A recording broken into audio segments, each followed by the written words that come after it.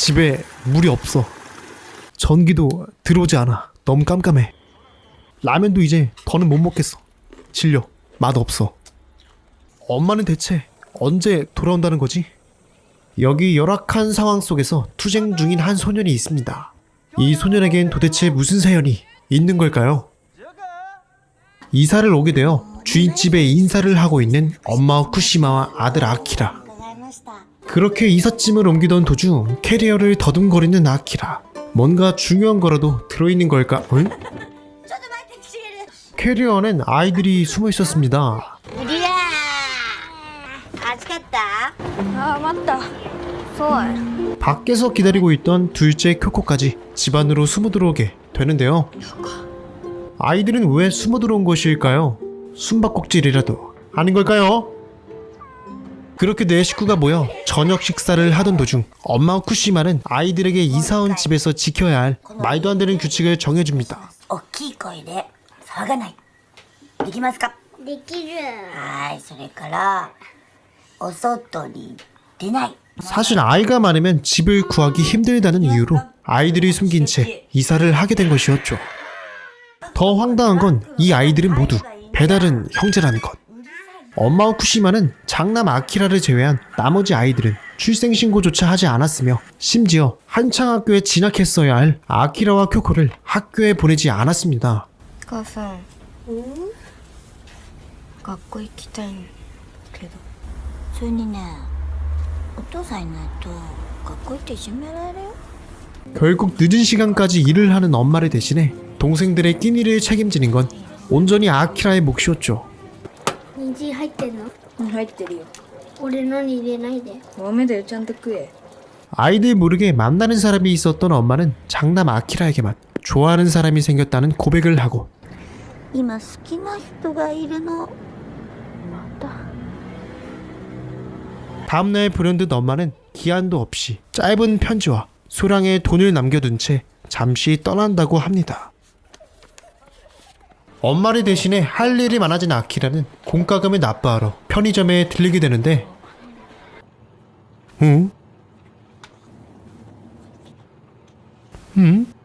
난데없이 아키라의 가방에 물건을 집어넣는 재민이들. 덕분에 아키라는 영문도 모른 채 졸지의 도둑으로 몰리게 됩니다. お母さん仕事でしばらく帰ってきません。どこ行ってんの？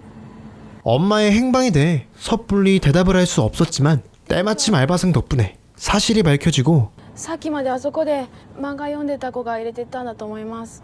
그렇게 누명을 벗게 된 아키라. 점장은 미안한 마음에 서비스를 하며 아키라에게 호빵을 건네주고 그 호빵은 동생이 맛있게 먹습니다. 금방 돌아올 줄 알았던 엄마는 소식조차 없고 점점 생활고에 시달리던 아키라는 누군가에게 전화를 거는데요. 전화를 걸고 찾아간 사람은 엄마의 전 남친. お母さんがいなくなったから。お金だよ。今手持ちこんだけしかない。これだけだぞ。もうこれ最後だぞ。ありがとう。 몇 번 본 적도 없을 어른에게 찾아가 돈을 구해갈 만큼 힘겨운 생활을 이어가던 중 한 달여 만에 엄마가 돌아옵니다. ただいま。おかえりなただいま。 걱정은커녕 아무렇지도 않아 보이는 태어난 엄마의 모습에 지난 한 달 동안 홀로 고군분투해온 아키라는 정말 서운한데요. 아무것도 모르는 동생들은 그저 선물 보따리와 반가운 엄마를 보고 마냥 좋아라 하지만 何やってるの？ 엄마는 사실 짐을 챙기러 왔던 것이었고 이번엔 크리스마스에 돌아오겠다며 또다시 나간다고 합니다. クリスマスには帰ってくるからね。相手の人に僕たちのこと言ったの？ 그렇게 역까지 엄마의 짐을 옮겨주던 아키라는 도저히 납득이 되지 않는 엄마의 행동에 그동안 억눌렀던 심정을 토해내지만 だいたいお母さん勝手なんだよ。あんたのお父さん一番勝手じゃないよ、一人いなくなって。私は幸せになっちゃいけないの？ 혼자 철저히 버림받은 여자로서 4명의 아이들을 홀로 책임져 오기란 엄마는 사실 그동안의 삶이 너무 버거웠었는데요. 気をつけてね。よろしくね。 엄마가 떠나고 아이들은 익숙한 듯 덤덤하게 시간을 보내게 되고 어느덧 크리스마스가 다가옵니다. 산타클로스いると思う。いる。いるな。いるよな。 허허, 여러분, 산타는 크리스마스 당일 아키라는 추위에 벌벌 떨면서까지 마감 세일을 기다리며 동생들을 먹일 케이크를 사오게 되지만 크리스마스에 돌아오겠다던 엄마는 결국 돌아오지 않았습니다. 帰ってこなかったのお母さん。仕事が長引いたの。 마냥 기다릴 수 없기에 아키라는 엄마의 흔적이 남겨진 소포에 붙여져 있던 번호로 전화를 거는데 はい山本ですもしもし 틀림없는 엄마의 목소리이지만 이름마저 바뀌어버린 엄마에게 정 뚝 떨어진 아키라는 이후 엄마가 돌아올 거라는 기대를 접게 됩니다. 막내 유키의 생일. 돌아오지 않는 엄마를 역 앞에서 기다리겠다며 고집을 피우는 유키. 今日もう帰ってこないよ。絶対帰ってくる。 그런 동생을 안쓰럽게 바라본 아키라는 마지못해 유키를 데리고 역으로 가게 되지만 역시 엄마의 코딱지조차 보이지 않았습니다. 점점 바닥이 드러나는 생활자금에 아키라는 아르바이트를 해보려 하는데 アルバイトね、16歳からじゃないと始められないんだ。 아키라는 12살 아르바이트를 할 수 없었습니다. 警察とか福祉事務所とか連絡した方がいいんじゃない？そんなことしたら4人で一緒に暮らせなくなるから。前にもそういうことがあってすごく大変だったから。 동생들과 떨어져 지낼 수 있다는 사실을 알기에 아키라는 어떠한 도움도 청할 수 없었습니다. 날이 풀리고 오랫동안 집안에만 갇혀있던 동생들을 데리고 집 밖을 나가기로 결심한 아키라. 겨우 집 앞 편의점에서 장을 보는 것과 놀이터에서 시간을 보내는 게 고작이지만 아이들은 그저 집 밖에 나온 것만으로도 마냥 행복합니다. 그렇게 웃음이 멈출 새도 없이 세상 행복해하던 것도 잠시 お兄ちゃん、電気つかないよ。 누적된 공과금 연체로 인해 집에는 이제 전기조차 들어오지 않게 되는데요. 결국 극한의 상황까지 오게 되어 씻을 물마저 없어지게 된 아이들은 집 앞 공터에서 공용 식수를 이용하여 생활하게 됩니다. 何してんの？ 이 중학생 소녀의 이름은 사키. 사키는 따돌림을 당해 학교에 가지 않았습니다. ここにセミの穴あるんだよ。知ってる？知らない。 갑자기 나타난 시게루의 엉뚱한 질문에 웃음이 새어나오는 사키. 자연스레 아이들과 가까워지게 되고 열악한 상황에 놓인 아이들의 사정을 알게 되는데요. 私がお金作ってくるよ。え、どうやる？ 갑자기 돈을 마련해 준다고 하는 사키.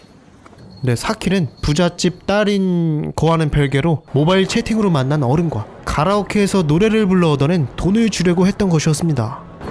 はい。なんで？カラオケ一緒に歌っただけだよ。 그러나 뿌리치고 도망가는 아키라. 12살이란 나이에 목격한 광경은 다소 충격적이었습니다. 지칠 대로 지쳐버린 아키라는 점점 희망을 잃어가고 가혹한 현실 속에서 장남이라는 책임감 하나로 아이들의 삶을 지탱해 나아갈 수 있을까요? 어디론가 훌쩍 떠나버린 엄마를 기다리는 4명의 아이들의 이야기를 담은 이 영화는 사실 1988년 실제 일본에서 일어난 스가모 유기 사건을 모티브로 제작된 영화인데요. 당시 일본 사회를 떠들썩하게 만든 이 사건은 영화 내용과는 달리 더욱 참혹하고 잔인했습니다. 영화에서 보여지는 아이들의 억지스럽지 않은 연기는 모두 연기를 배운 전문 아역배우가 아니기 때문인데요. 감독 고레에다 히로카즈는 그들이 대본에 얽매기보다 자연스러운 연기를 보여주길 원했다고 하네요.